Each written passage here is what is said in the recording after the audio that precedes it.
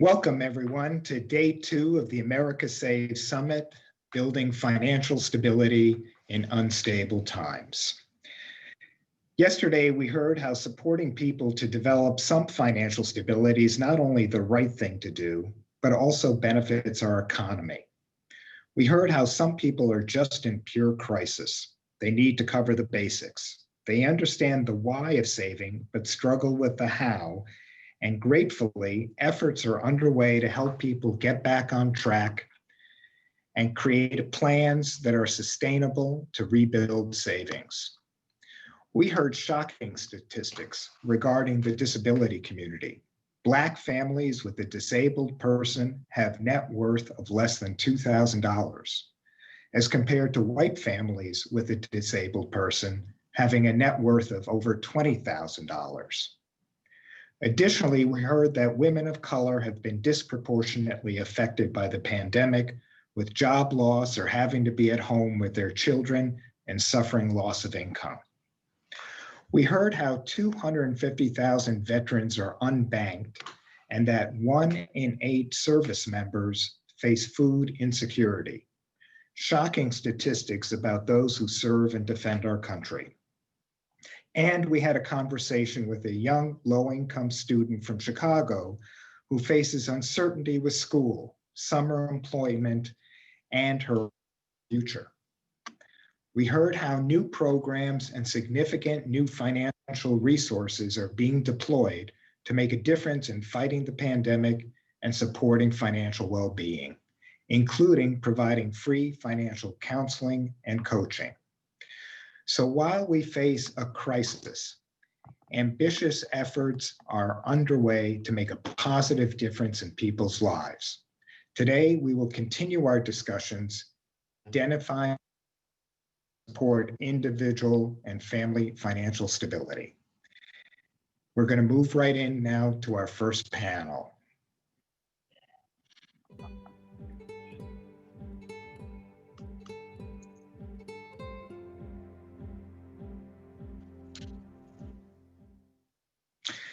This first panel is Building Financial Stability, Saving Automatically. It's my pleasure to introduce Harry Dalessio, Head of Institutional Retirement Plan Services at Prudential.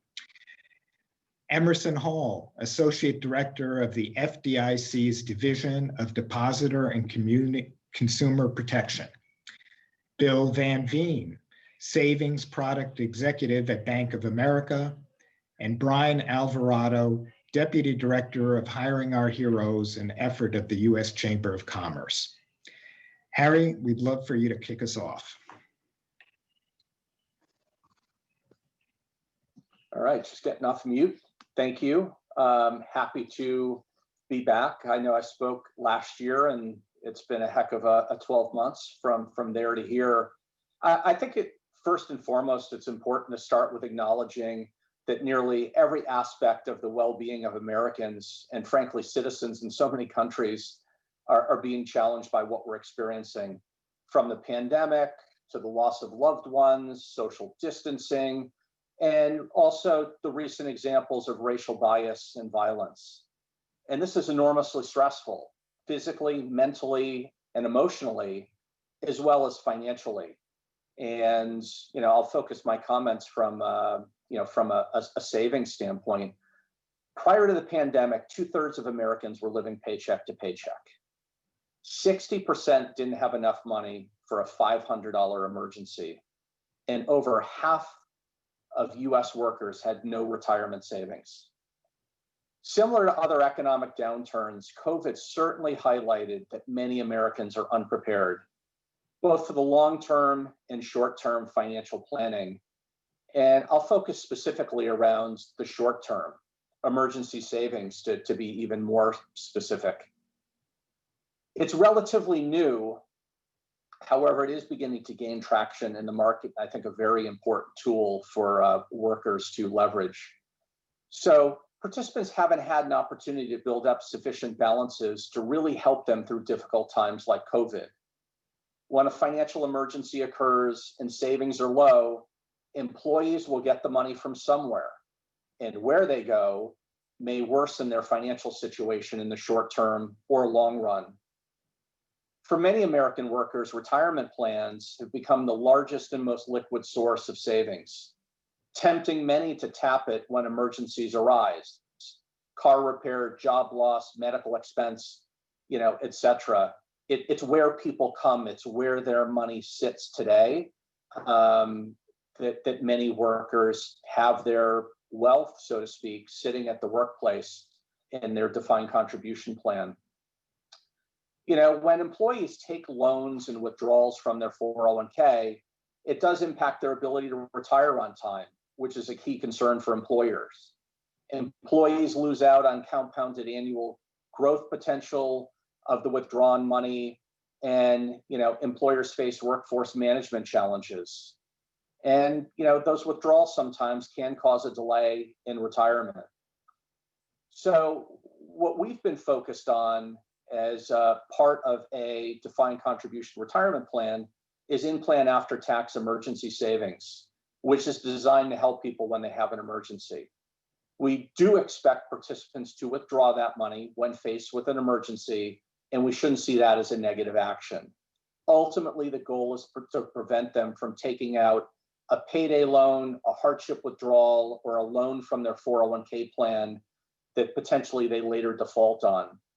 So while adoption by many plans has slowed during COVID over the last 9 months, we do continue to see participants continuing to contribute to emergency savings.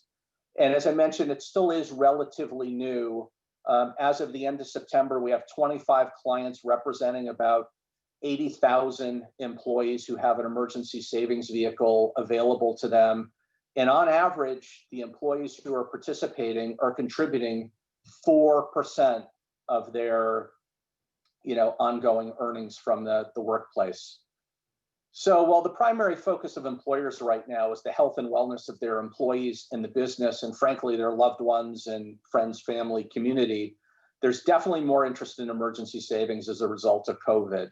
Employers are asking much more about the solution, and we anticipate wider adoption post-COVID. In fact, a recent study we conducted at Prudential found that 23% of plan sponsors do plan to include an emergency savings vehicle into their plan offering going forward. We have seen employers and other record keepers embrace the solution. It's a big topic in the defined contribution marketplace. There's a couple of things we'd like to see happen to make adoption easier for employers, though, and employees. First, we'd like to see employers have the option to automatically enroll employees into emergency savings from an after-tax standpoint and provide fiduciary protection for directing the contribution to a principal protection investment. Consider it, a conservative investment option. Plan sponsors would like the ability to potentially construct a plan designed to auto-enroll into pre-tax, but have a small portion go into after tax from an emergency savings standpoint. And we'd also like to see the 10% early withdrawal penalty waived from a retirement plan. So while it's been a small percentage of participants, we've seen some participants withdraw their after-tax emergency savings during COVID, but I think it really depends on how much the financial hardship is that the individual has, as everyone's going to act differently. So we do see some outflows from emergency savings, but the average emergency savings balance is still pretty low because it's a relatively new offering in retirement plans and likely wasn't big enough to meet their needs during COVID. So we conclude that people that established an emergency savings account did the right thing. They just haven't had enough time yet to build up that emergency savings buffer. And COVID-related distributions provided an opportunity to take out a significantly larger amount. So this is an absolutely critical topic that we see much more attention being placed to. We expect much wider adoption by employers in the US and much more participant engagement as it relates to building out those emergency savings buffers through a workplace solution via their retirement plan. So I'll stop there, George, and turn it back to you.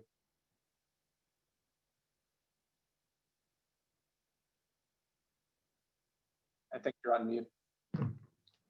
Really good information, Harry. And as we complete the panel, we're going to have some questions specific around what you've just described. Emerson, from the FDIC's perspective, can you tell us your efforts around encouraging people to save more effectively? All right. Thank you, George, for the invitation and the opportunity to be here and participate in this summit. As a community affairs branch here at the FDIC, we've been a longtime partner of America Saves, and we do value and appreciate that relationship. And so we've also been engaged in saving coalitions from San Diego to Boston and many cities in between. For example, my team in Los Angeles actually launched the Los Angeles Saves campaign with our Alliance for Economic Inclusion Partners in 2014. And that initiative has grown to be over 1,500 pledged savers today. And we're also been working in a number of other cities with America Saves. And we see the growth and the opportunity to continue to expand our relationship and the opportunity for consumers to actively be involved in savings. So we have an economic inclusion initiative here at the FDIC, and one of the most fundamental ways is to promote savings by promoting greater economic inclusion. And why? We see having a banking account is a first step to savings. According to our recent How America Banks report, unbanked households save for unexpected expenses at a much lower rate than banking households. And so we know that we can engage and enhance our efforts with certain populations for both economic inclusion and savings initiatives. For example, our research has found that savings rates for lower income households, less educated households, Black households, older households, Hispanic households, and households with disabled individuals as a whole has saved a lot less than the major populations. So our work ahead is to continue to promote economic inclusion, and it's even a greater priority during the pandemic. You know, one of the discussions that we had just a couple of weeks ago, George, we talked about, even though a lot of people have lost their jobs and they're continuing to lose their jobs, but there's a significant more number of people that actually are still working. And we see, and hopefully they see, and that's what we're trying to make sure we highlight, that they see the value and the need to save for these times. So we have a multi-year initiative, includes efforts to encourage more banks to offer sustainable accounts while producing stronger local networks to connect consumers to banking relationships. So, and we understand also, and we're trying to get our community partners, we work with our community partners to try and make sure that they understand that automatic savings functions as a foundation for fostering long-term banking relationships. So several years back, I had a younger brother-in-law that came to live with my wife and I, and he started his first job. We encouraged him to start an automatic savings from each one of his paychecks. As most people, he was reluctant to do that, felt that he needed every dollar that he was going to be earning, but he yielded and he started to save from each one of the paychecks. It was automatically deposited into his account. Before long, he had forgotten he had even done it. And a few years later, after he was leaving that job, he was surprised and realized that he had saved about an amount equal to his annual salary.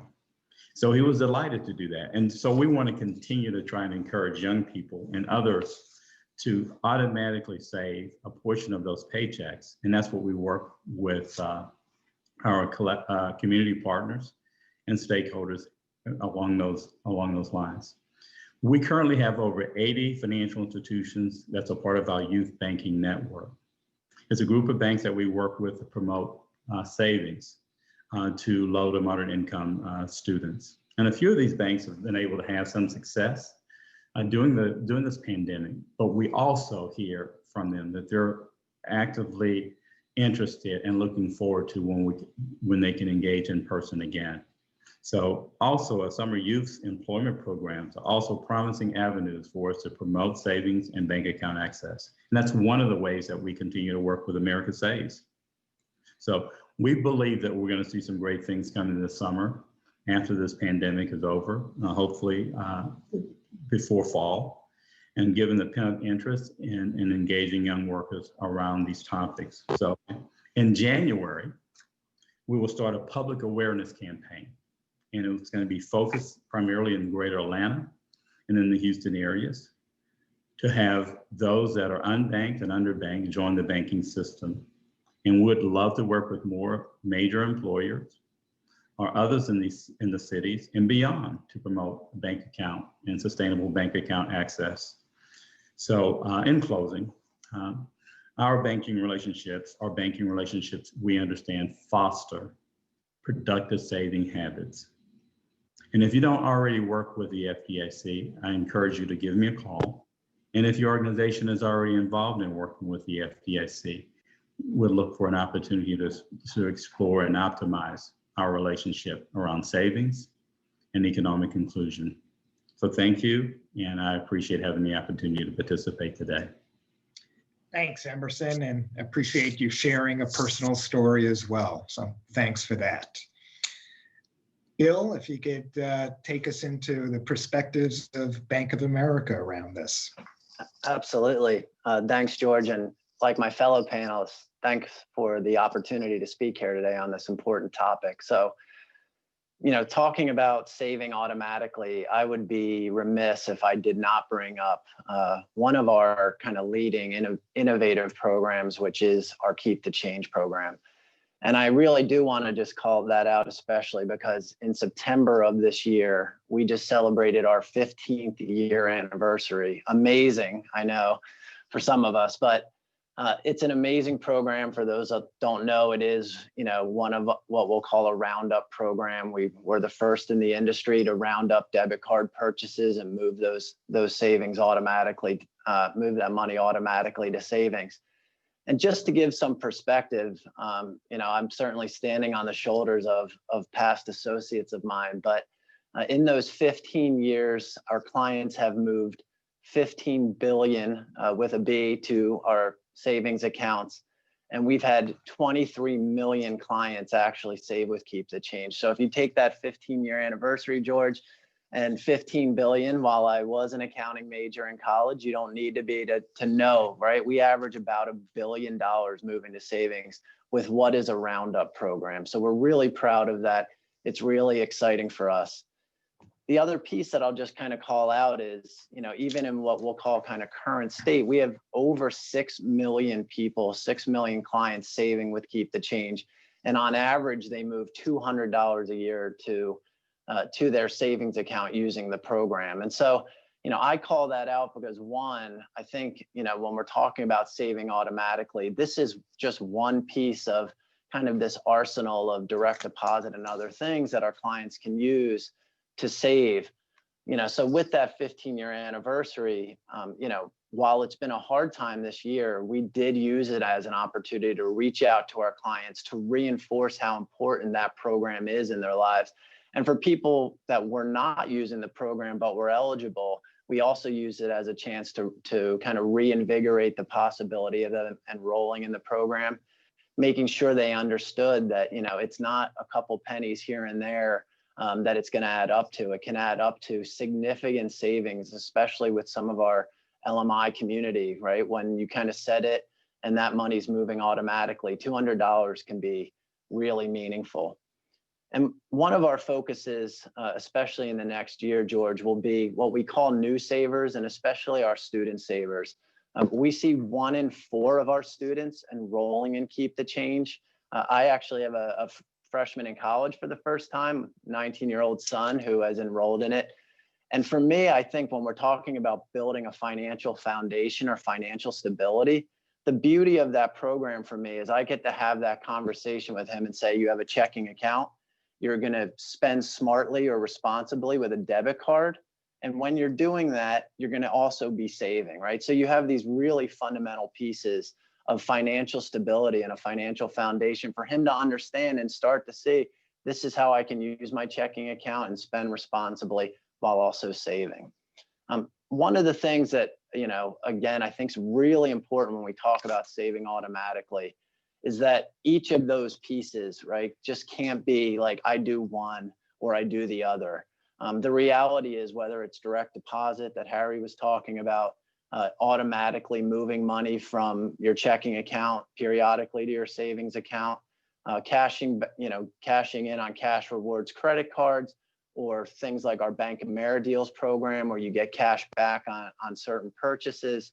All of those things combined, I know it's probably a common metaphor, but I think it's really important we talk about it, which is, if I was going to have a savings bucket, let's say, and I turn on one faucet, that bucket's going to fill up. But if I turn on 2 faucets, 3 faucets, 4 faucets, and I'm taking advantage of all of those pieces or all of those automatic savings programs, that bucket's going to fill up quicker. So, one of the things we will be looking to do next year is actually add some tools and some calculators for our associates and our clients to actually understand, when I turn on one of these faucets, how does that impact my savings? And so I can turn on 1, 3, 5, whatever those pieces are, and see how it's impacting savings. So again, really excited for what 2021 is going to bring from the auto savings perspective. The other thing I just would like to talk about, and it's really building on what Harry's talking about, we're going to have a big focus in 2021 in our employer space. So whether that's our employer banking or our retirement group, where we're servicing 401k and equity awards clients, for us, that direct deposit, it's a really important piece. If we can just get people to automatically move that money into a savings account, it's a huge win.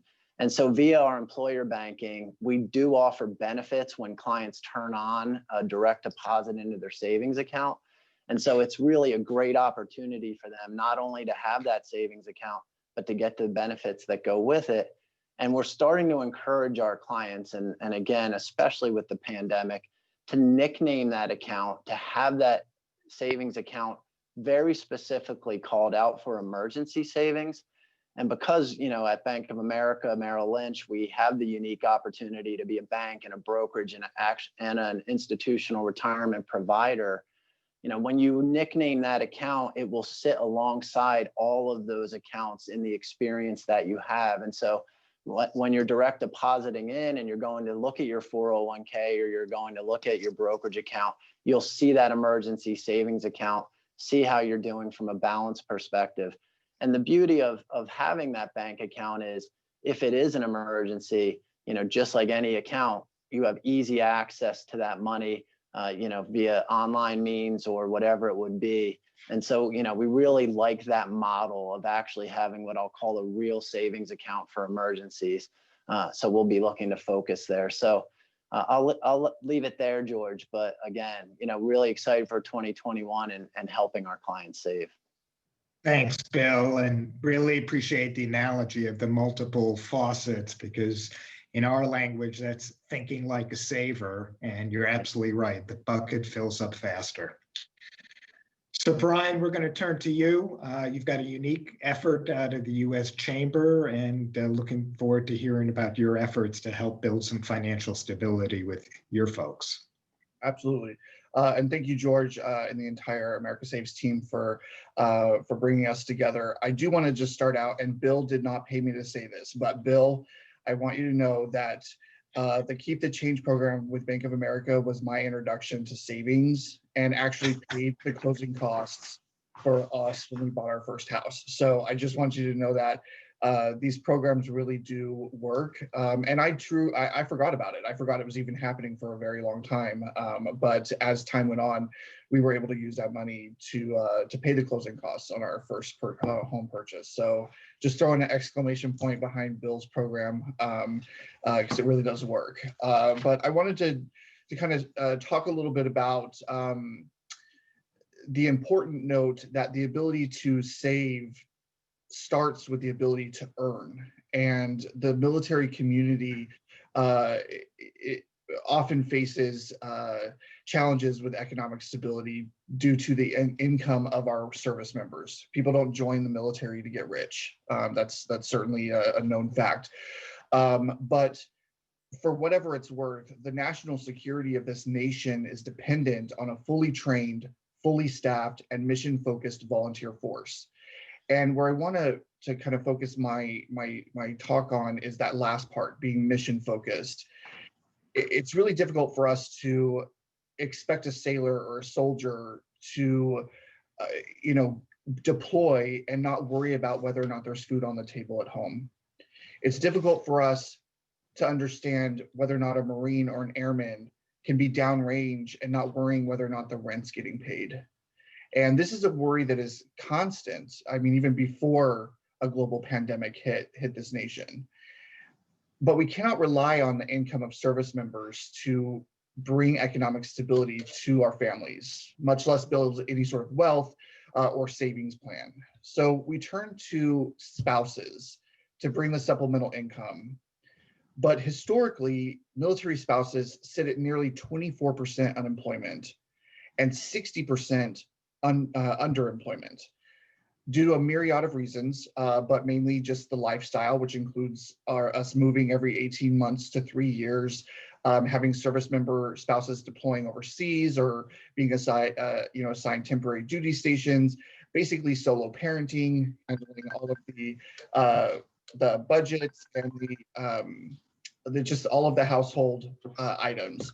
And all of that really kind of comes to a pinpoint of childcare and being able to work while paying for or using references and referrals for childcare. It's really difficult in the military community.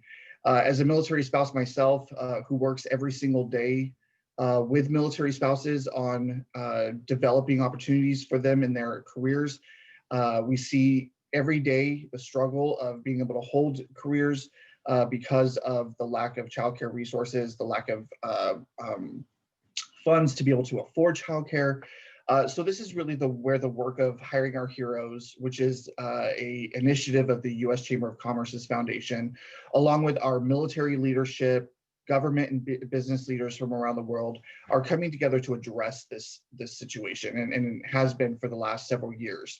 We're working to break down those barriers and put up opportunities through programs like the Military Spouse Fellowship Program, like the Military Spouse Professional Network, which provides peer-to-peer networking and professional development and employer engagement for military spouses, as well as our grassroots working groups called the Military Spouse Economic Empowerment Zones, which takes the leaders in geographical communities and brings them together with the military leadership to tackle the issues that face the geographical locations, specifically to the defense communities around this nation.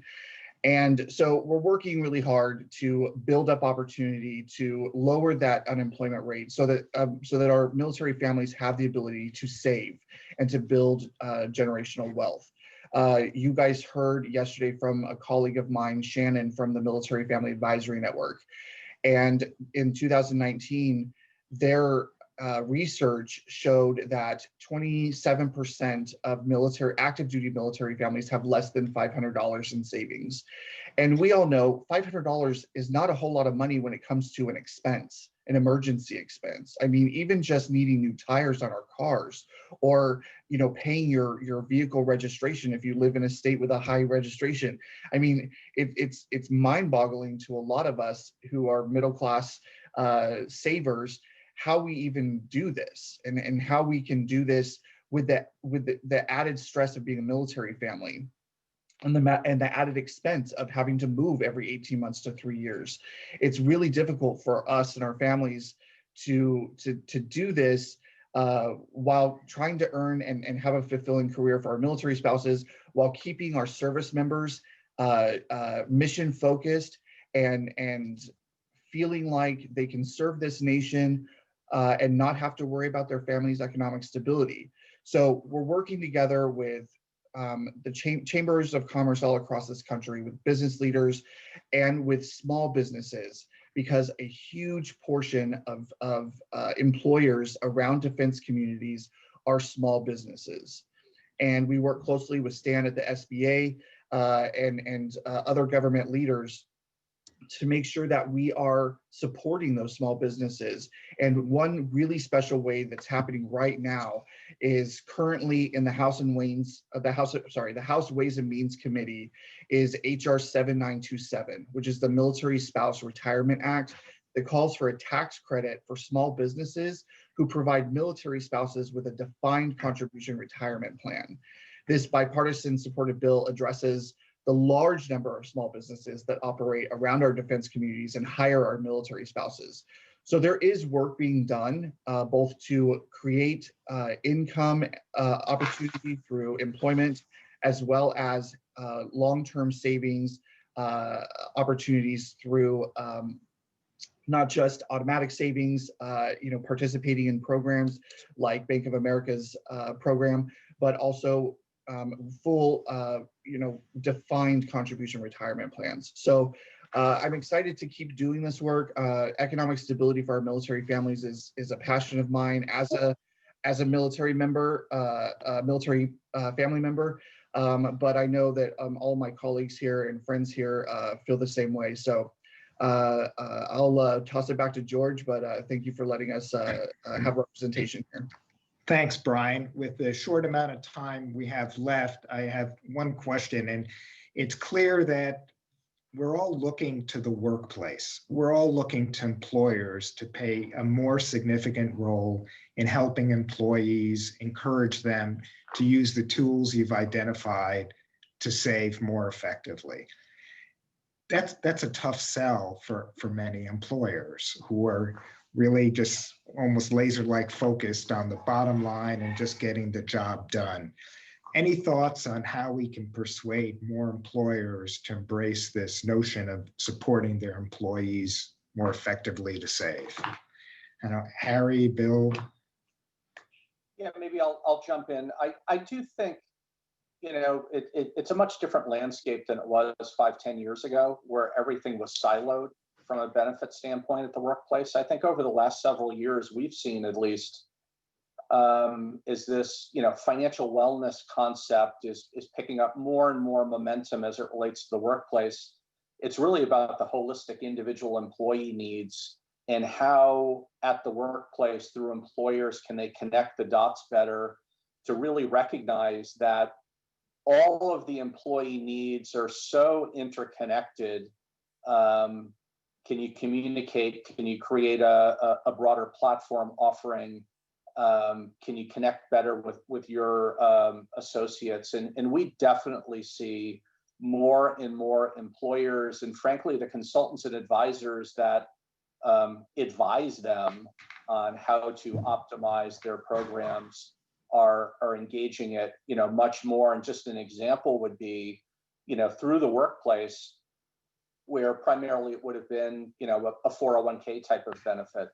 Today, it's, a 401k, and there's emergency savings, and there's student loan assistance, and there's budgeting capabilities, and there's, debt counseling capabilities. So that kind of portfolio continues to expand. And I think the alignment of what we're talking about here as a group, I think employers are, definitely interested in the same outcome, and I think is a strong value proposition to both helping create more security for their employees, which, logic would say would help make their organizations and businesses thrive more, the better that they're, the better results that their employees are driving for themselves. So I'll stop there, and I'm sure others want to jump in. Thanks. Bill, any thoughts? I do. Thanks, George. Before I came over to, the actual bank side, I spent a lot of time and a lot of my career over in the institutional side. And I think to Harry's point, we've seen this huge shift away from what are we helping with retirement to what are we helping with financial wellness, right? And, how do I, as an employer, kind of put these blinders on and say, all I want to talk about with my employees is retirement, when, all of the short-term savings, emergency savings, college savings, student loans, all of those are what I'll call retirement problems, right? So I can be on track for what may seem like retirement income, but not on track for the short term. And so, just recently, Bank of America did launch a financial wellness tracker tool that is available with our employers, which really does start to get into the short-term and long-term wellness pieces. And so, I think it's actually a really exciting time in the employer space because, they're really taking hold of the overall wellness of their employees and feeling that responsibility and willing to act on it. So, I concur with everything Harry said, and I give all of our employers credit because they're not shying away from the challenge. If anything, they're actually, tackling the challenge, full steam ahead. So it's a great time in the employer space. Well, thanks for your comments. And I hate to cut off this conversation because we're running a little bit over because it is an interesting one. I do want to thank all of you for your comments, your thoughts, and your great work. Much appreciated and looking forward to more conversations with you in the future to particularly make a difference in this employer space because that can be really the sweet spot. Thank you again. In a moment, we're going to transition to the next panel. Thank you.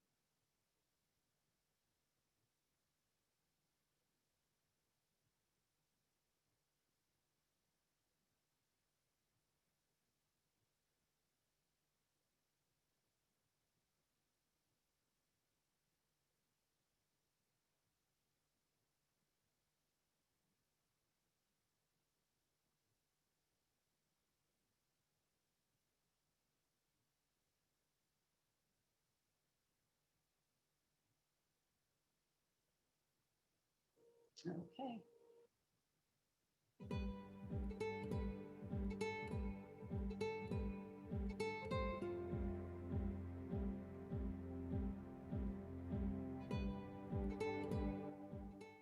Welcome to the panel Roadmap to Financial Stability. I'm Carolyn Pemberton, Senior Program Manager with America Saves. During the next 30 minutes, we're going to explore strategies that are being used in the workplace to motivate and encourage individuals to save in order to strengthen their long-term financial well-being.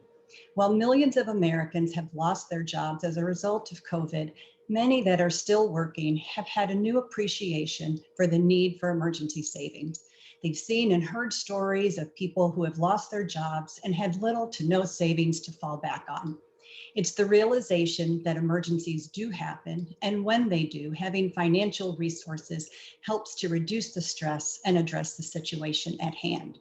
So this afternoon, we're going to hear from our panelists who are going to share with us how their organizations are adopting new approaches to reach workers who may not already be saving. Joining us are Doug Ferry, Executive Vice President with Employee Loan Solutions, Matthew Kopko, Vice President of Public Policy with Daily Pay, and Julie Wells, Vice President of Strategy with the Durham Children's Initiative. Each of them will give us an overview of their organization's work in this area, and then we'll have some time at the end for a conversation. So Doug, would you get us started and tell us more about the work that Employee Loan Solutions is currently doing in this area? Sure. First of all, thanks for inviting me to participate. I'm one of the co-founders of Employee Loan Solutions as well. And when the co-founders and I got together many, many years ago, we worked together at Intuit.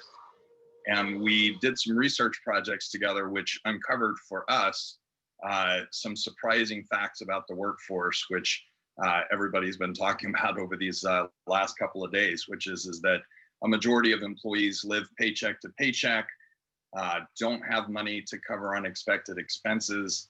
The one that really stood out to us was a finding from Pew Research that said that 70% of working Americans will experience a financial shock over the next 12 months. This is even before COVID. And that the average size of that shock is around $2,000. That's a pretty big amount for most people, even people with reasonably high incomes. And the most financially vulnerable among us, don't have a lot of options available when that happens. They may not have savings available to cover an expense of that high. In fact, we know that they don't. They don't have a 401k or retirement plan to borrow against. And so a lot of them, especially those who have no credit scores or really poor credit, which is about 20 to 25% of the population, they end up going to places like payday lenders, car title lenders, pawn shops, because those places don't require a credit score. So the solution that we came up with to try to address this need is an employee benefit program that we call TrueConnect. TrueConnect is available at no cost to employers. We work with over 1,000 employers across the United States today, ranging from very large companies with over 100,000 employees down to smaller not-for-profits and government employers like cities, counties, and school districts. Once an employer enrolls in the program, the employees can access a loan through an FDIC-insured federal bank partner that we work with, up to $5,000 without regard to their personal credit score or credit history, but based on their employment, length of employment, and their income at the employer that's offering the program. The money lands in their account the next business day and then gets repaid through automated payroll deductions spread out over a 1-year period, just like their other payroll deducted benefits like their health insurance or their life insurance. And all of those payments then get reported to the credit agencies as an on-time in full repayment on a bank loan, which gives them an opportunity to establish a positive credit history or to improve their credit. We are seeing great results, great feedback from employees who are able to use this as an alternative when crises arise. Employers are happy with the fact that they have employees with needs that are being met. But we always thought that there should be a savings component to this program as well, so that they wouldn't become dependent or cycling on TrueConnect loans the way they might with other forms of credit. One of the things that really triggered our enthusiasm that this was possible is that there was independent research done by the Washington University at St. Louis, who looked at some of our customers over about a 2 or 3 year period and asked them, how did having the TrueConnect loan payment that you took coming out of your paycheck each pay period affect your ability to pay your other recurring expenses, your food, your rent, your car payment? And the vast majority of them said, we didn't even notice that it was coming out of the paycheck. Once the loan was there, because we keep the deduction amount small, after a few months, they didn't even notice it was there. They just adjusted to a smaller paycheck. So our thought was, what if we could continue having that payroll deduction continue once their loan balance has been paid off, and have it continue rolling into an emergency savings account that they can use the next time a crisis occurs, rather than taking out a loan. But we didn't have the expertise to do that. And so we're excited about an opportunity to partner with the Split to Save program at America Saves, leveraging their expertise and working with the employers on emergency savings accounts, the educational and training materials that they've provided to employees to explain the value and the importance of savings. And hopefully in the combination of that initiative along with our loan program can serve as kind of an on-ramp to savings, where you take an employee whose lifestyle and experience is, I'm going to live paycheck to paycheck, spend what I need to spend to meet my immediate needs. And then when a crisis blows up, I go borrow it from somewhere, right? It's not the lifestyle that we're trying to promote, but at least we're giving them a safe and affordable and responsible way to get that emergency loan up front, pay it back, and then get them on the road to savings by continuing to have that payroll deduction go into savings. So we do have an employer with about 2,500 employees that's in the manufacturing and retail space that has agreed to launch this initiative with us in January, which is very exciting to see. But we're hopeful that we will have some of the other 1,000+ employers that we already work with today, adopting this as part of their program, or other employers who might be interested in testing this solution with us. Great. Well, thanks, Doug. And we too are excited about the opportunity to help transition loan users into savers. And we really look forward to your continued partnership. Matt, would you take us next into the work that Daily Pay is undertaking in terms of helping those workers that access their pay early find a way to save automatically? Sure. Thank you very much, Carolyn. So hi, everyone. My name is Matthew Kopko. I'm the Vice President of Public Policy here at Daily Pay. And first of all, I'd like to say we're so excited to be part of the America Saves Summit and to be here to speak a bit today about what Daily Pay is doing to help working families save more effectively. So Daily Pay is the leading provider of the on-demand pay benefit, an employer-sponsored program that lets employees get paid whenever works for their schedule rather than when is convenient for their employer.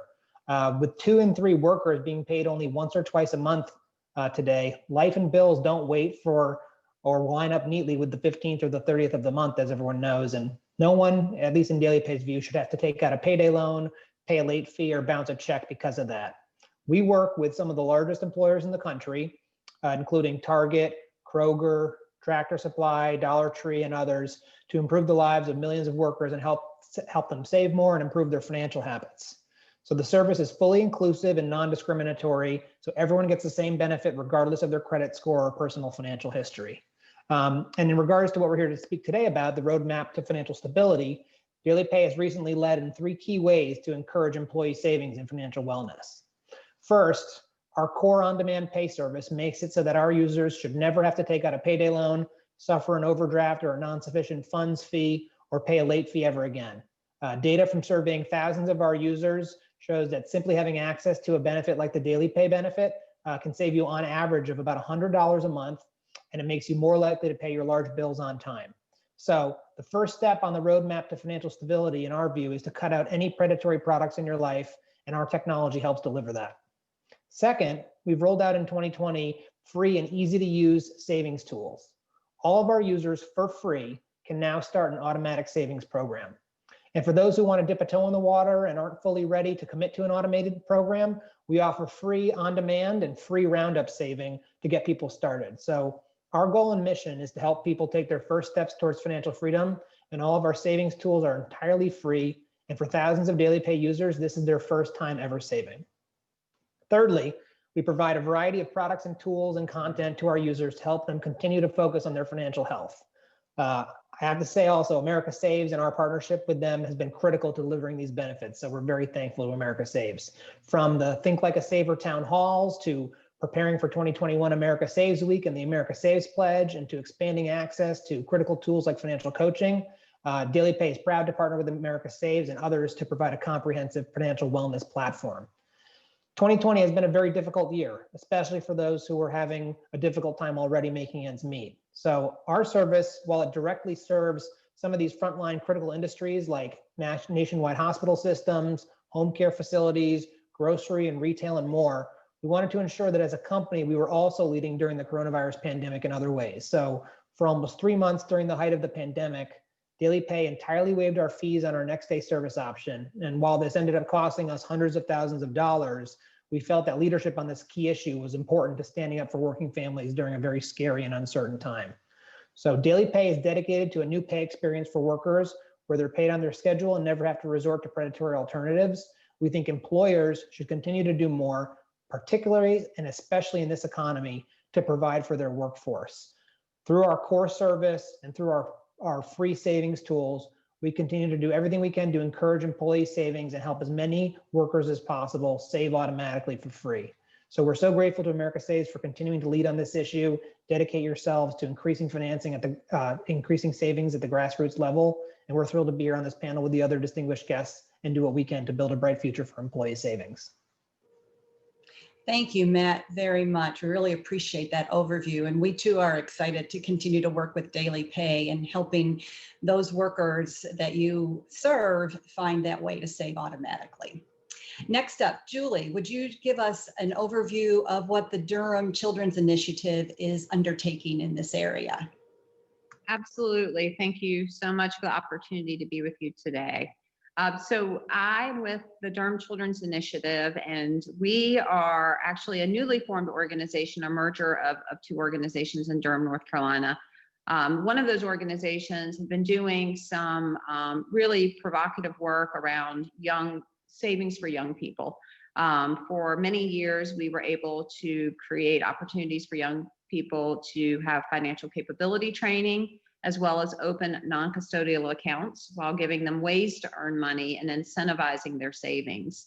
The results of a 4-year project around asset development from young people proved amazing results. Our initial desire was to help marginalized populations save a small percentage, maybe 10% of everything they made. And what we found is that young people were able to save on average 45% of everything they made during high school, literally putting away tens of thousands of dollars for post-secondary success.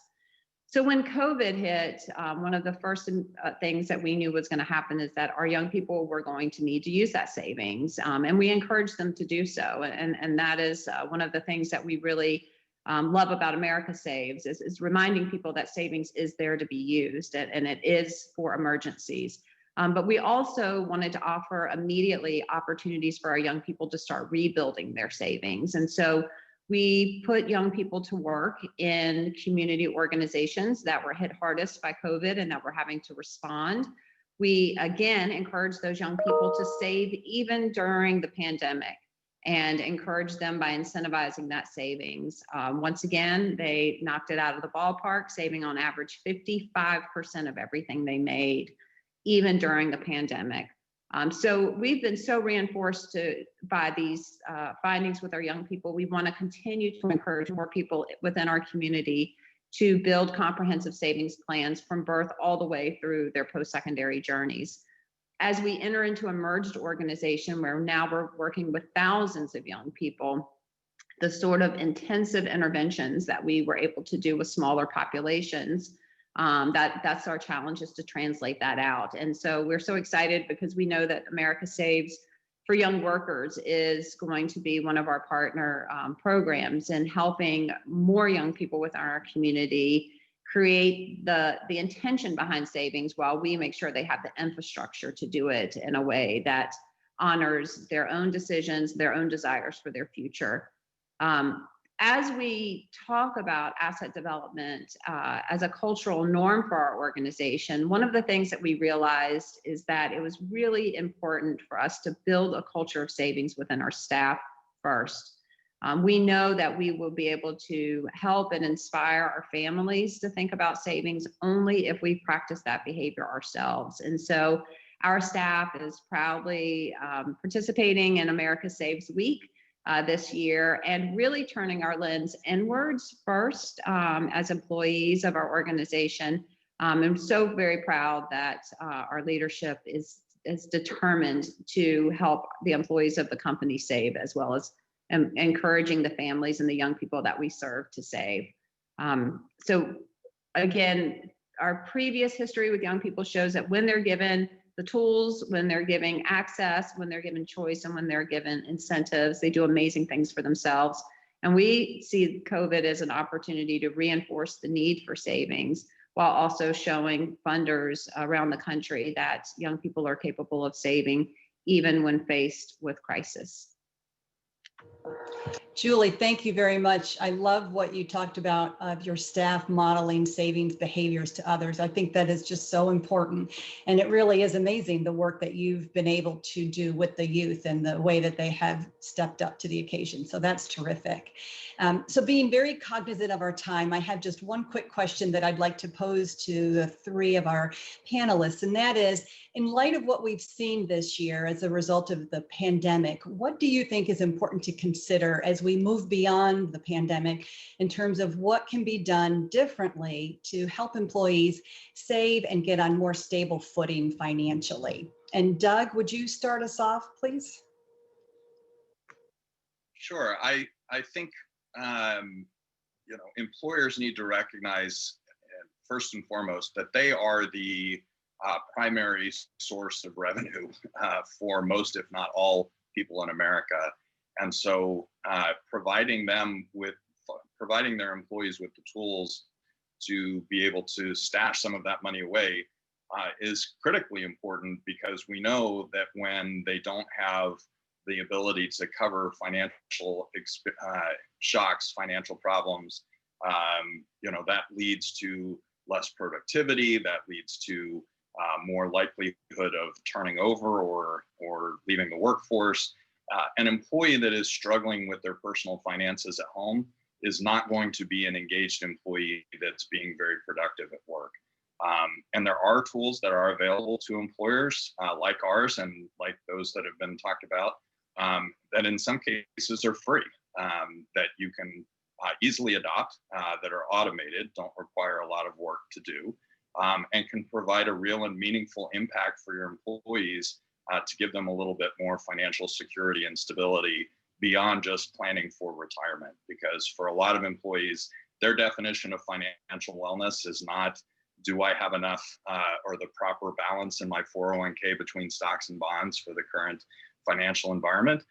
Their definition of financial wellness is, how am I going to fix my transmission so I can get to work tomorrow? Or how do I fix my refrigerator so all my meat doesn't spoil? There's very different needs in the workforce, and you need to address them all. Great, thanks. Matt or Julie, do either of you have any reflections?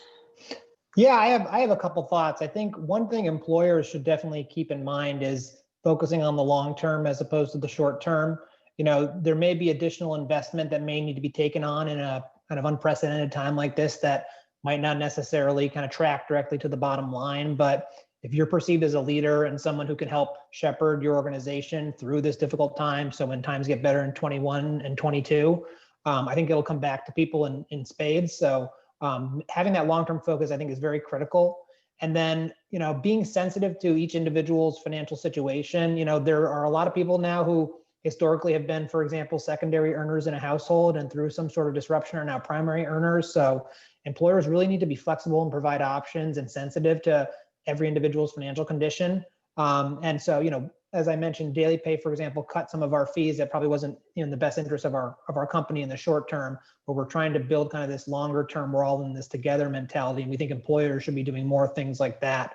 And so whatever an employers can do to help their employees from having to resort to more predatory options, I think, whether or not it's going to be reflected in the short term bottom line, it's something that needs to be done nowadays.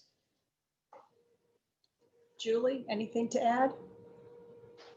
I think, just having employers, especially in the community-based organizations that have been associated with, having conversations at the HR level just around direct deposit, having, checking back in with folks and if they have questions about how to make 2 deposits into 2 different accounts with their banks, honestly, I think there's some just nuanced ways that we elevate the conversation internally, and it becomes as important as tracking your vacation time.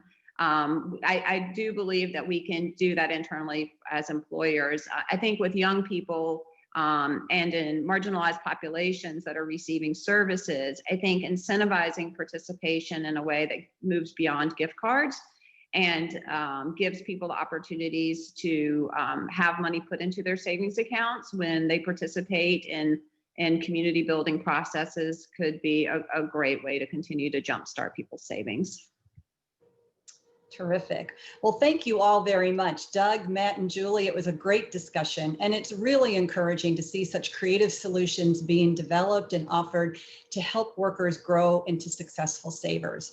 Your work is really helping to break down some of those barriers that prevent workers from believing that savings is a habit that they can develop. And at America Saves, we look forward to working with your organizations in 2021 and beyond. And with that, we'll be back in just a moment to reconvene for our next session.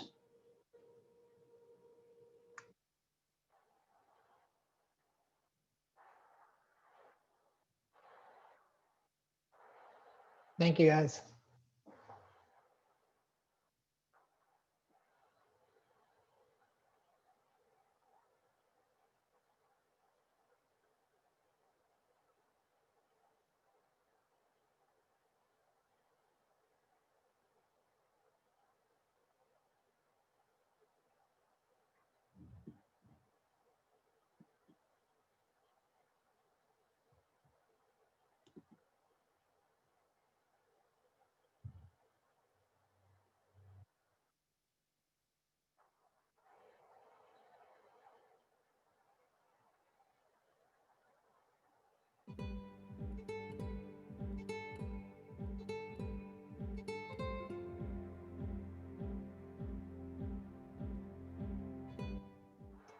Well, welcome back, everyone. I'm Kia Young, Director of Communications with America Saves, and we've heard from our colleagues over the past 2 days in all of their efforts to help alleviate the effects of COVID-19 and racial inequity around the financial crisis, particularly around encouraging people to save and save more successfully. So I want to offer you one way that everyone here can absolutely add to your list of what you're doing, what your organization is doing. And that is to sign up and actively participate in America Saves Week 2021. So ASW 2021, as we call it, is taking place February 22nd through 26th of 2021. That's hard to say out loud. And signups are already open for organizations just like yours at americasavesweek.org. So I want to spend a few minutes giving you an overview of the week. And if you remember, and if you were with us yesterday, I shared a lot of what we learned from our Think Like a Savers Town Hall series that we've done over the past 6 to 8 weeks. And a lot of that will be translating a lot of what we've learned will be translating into America Saves Week 2021. So let's dive in. Now, if you are joining us for the first time or you've never heard about America Saves Week, let me just fill you in really quickly. It's an annual week-long campaign that's taken place since 2007. During this week, thousands of participating organizations join together to have a national conversation with your communities, encouraging your constituents, your communities to pause and check in on their finances. As an organization, we provide you with a pretty robust toolkit that you can share with your communities. It has graphics and videos and lots of information during the week. We do all of the heavy lifting for you. And as a participating organization, you get to have a lot of fun putting your own spin on this with your community. You can host your own events in addition to sharing the resources that we provide to you in the toolkit. But the biggest reason you should participate is because how it directly impacts your community. You're providing them with ongoing support from a trusted organization that will only better benefit their financial well-being. It's completely free to you and it serves your community. So why wouldn't you want to participate? Last year's America Saves 2021, last year's America Saves Week took place merely days before the mid-March shutdown, but we were already starting to feel what was about to happen. And even still, this is what we were able to accomplish. So let's go over the recap of America Saves Week 2020. Now, we learned a lot from America Saves Week 2020, but I really want to bring your attention to that top right corner, the top barriers that our community, our savers, said they had for savings. This information was reported directly from our partners. So what's in store for 2021? We are intentionally committed to directly addressing COVID-19, racial inequity, systemic racism, and leveraging all the lessons that we learned from our town halls so that we can maximize our impact during America Saves Week 2021.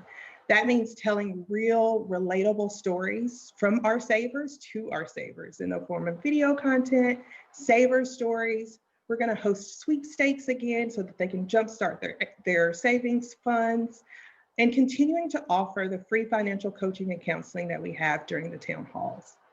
We also are going to make sure that we're going to have those simple, easy to implement supporting tools for each theme, and make sure that we are addressing those top barriers that we learned from America Saves Week 2020 through our content, and all of that will be in your toolkit.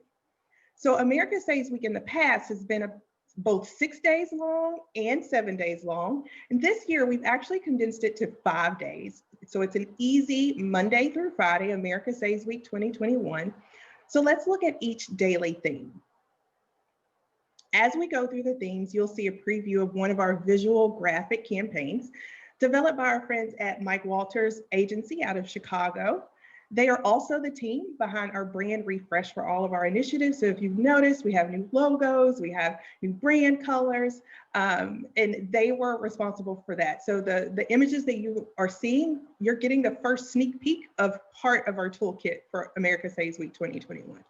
So that first day, that Monday, February 22nd, is saving automatically. On that day, we'll be focused on the why and the how of automatic savings. Using split deposit, encouraging our employees and the workforce to use split deposit, and also encouraging employers to incorporate our split to save program as part of their a free financial wellness benefit to their employees. On the second day, will be Save for the Unexpected, where we'll focus on emergency savings and savings being a habit, not a destination. Then we'll look toward retirement. Save for Retirement will be that Wednesday of the week, and we'll focus not just on the message that you should save for retirement, but getting really real with the numbers. How much should you save based on your age and how much you've saved so far? And also, what do you truly need to save for retirement to live comfortably in the lifestyle that you want to during your retirement years? And then we're going to focus on saving by reducing debt that Thursday. On that day, we'll be talking about how paying down your debt actually saves you money on interest, late fees, and more.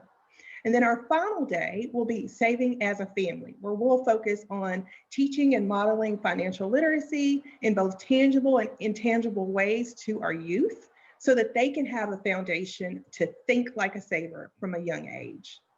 So here's what we like our partners to understand, that when you participate in America Saves Week, your members, your constituents, your customers get extra support. We call you partners because we are truly partnering with you to support your community. So in the coming weeks as a participating organization, this is what you can expect from America Saves.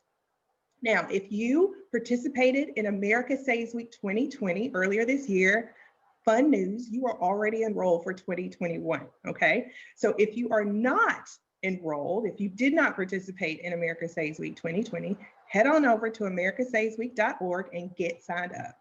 You will have immediate access to our mini toolkit that's already available. And then as we expand our toolkit leading up to America Saves Week 2021, you will get communications directly from us when those additions to the toolkit have been made. In January, we'll be hosting a participating organization webinar to walk you through how to show up for America Saves Week, to share ideas, and to help you maximize this opportunity. And then all participating organizations will be eligible to earn either the designation of Savings Excellence if you're a financial institution, or a Savings Champions Award if you're not a financial institution but are participating in America Saves Week. And then that extra support for your community that we talked about looks like this. Your community will be taking the America Saves Pledge, so they'll get our brand new updated Saver communications. We've updated all of our messaging, all of our communications for each of our savings goals when they take the pledge. So it will be fresh new content for them, even if they've taken the pledge before. Now, during the week itself, they'll be able to enter the sweepstakes that could jumpstart their savings journey. And they'll also be able to take advantage of free financial coaching and counseling and participate in any town halls and virtual events that we'll be hosting that week. So now that you have all of this information, what do you need to do? First, sign up if you haven't already at americasavesweek.org. Then encourage 3 of your peers or partner organizations to participate too, right? And then that last thing is actively participate in the week. Utilize the toolkit, but take ownership of how you want to show up, particularly in your organization. What kind of events can you host? Content can you create? Ways that you can complement what America Saves is putting in that toolkit for your community. We'll be talking more about all of that on our webinar in January. And now I want to introduce you to my friend and colleague, Angela Caban, who is the Director of Military Saves, to chat with you about Military Saves Month. Thank you so much, Kia. I'm so happy to be here talking to you all today about Military Saves Month 2021. and how together we can take action towards building financial stability for our military community. And now the mission of Military Saves more than ever is very critical because of the direct effects of the COVID-19 pandemic. We've heard many statistics these past couple of days that are directly impacting our military families, from food insecurity to unemployment, and even not having the ability to start a savings account for emergencies. And what we also know is that savings might not look differently for many based on their circumstances. It doesn't always mean putting large amounts of money in a savings account. We meet them where they are and within their current life cycle. We want our military community, both active and veterans, to see themselves as savers and to motivate them to take action. So this is where you all come in: organizations, financial institutions, military installations, nonprofits, and government entities. You can help the way the entire military community views savings, and ultimately help more people believe that they can save, even if it does mean starting small. So as a participating organization, you have the ability to encourage and support the military community. And when we say military community, we mean active duty, military spouses, veterans, that includes both retired and non-retired, National Guard, and reserve components. And especially if you have any of these components working within your organizations, what a wonderful opportunity to be able to support them by having them pause for that financial check-in and evaluate their savings behaviors. Military Saves Month provides the platform for you to promote the benefits of savings to your audience. And since 2005, we have had over 2,000 organizations join the movement. And that has resulted in over 340,000 who have taken the Military Saves Pledge. So a little bit different from how we have done it in the past. Last year, we did announce a transition from Military Saves Week to Military Saves Month. And this takes place starting on April 1st for the entire month of April. And this aligns with Financial Capability Month that was created by the Financial Literacy and Education Commission, which is also known as FLEC. And starting in April of 2021, we are pleased to offer 5 weeks, with each week having a specific theme, very similar to the ones you just saw for America Saves Week. Week 1 will be our launch. Week 2 will be Save for the Unexpected. Week 3, Save to Retire. Week 4, Save by Reducing Debt. And Week 5, which is new for us this year, Save as a Family. As I conclude, I do want to invite you all to check out militarysaves.org. And there you can learn more ways on how to participate. And our signups will be starting the very first week of January 2021. I appreciate you all joining in on this very important conversation that we've been having here these past couple of days and helping military families build financial stability. And I hope to see you all during Military Saves Month 2021. Kia, I'll hand it right back over to you. Thanks, Angela. So we've talked about America Saves Week, we've talked about Military Saves Month, and now it's your turn, partners. In the chat, in the webinar, please share any opportunities that you have from your organization to partner or collaborate in 2021. I've actually hopped over into Zoom a little bit ago and saw that there've already been some sharing in the chat. So feel free to include a point of contact, an email address. If there are certain characteristics of an organization that you would like to partner with or feel would be a great partner for any events that you're hosting or resources or tools that you want to build to help encourage Americans to save more successfully, please share it. What we are going to do as an organization is compile all that information for you guys and distribute it so that we can, as a network and as a group of organizations, start to collaborate better, know what everyone is doing, and be more actively involved in this aligned mission that we all have. So think things like events, speaking opportunities, creating resources. It's all a chance to be creative, to have some great crossover within our network around this common goal that we all have to become more financially stable, to save successfully, reduce debt, and get on the path to building wealth.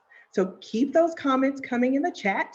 And in just a few moments, we'll be joined by George Barany, Director of America Saves, for our closing remarks and final thoughts.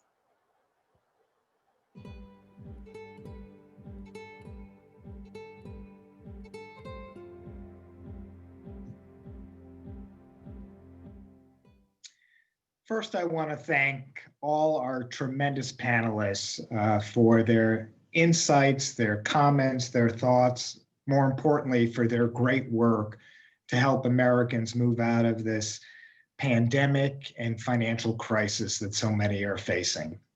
I want to thank all of you for your attendance over these last 2 days, and we look forward to working with you more intentionally in 2021 and beyond to focus on really 2 Americas. We have those who are really suffering currently, needing help, and saving isn't really the conversation for them at the moment. It's about how to get out of their dire circumstances, get on an even keel, and then we can be talking to them more effectively about saving. And we thank those organizations who are reaching out and providing that much needed support.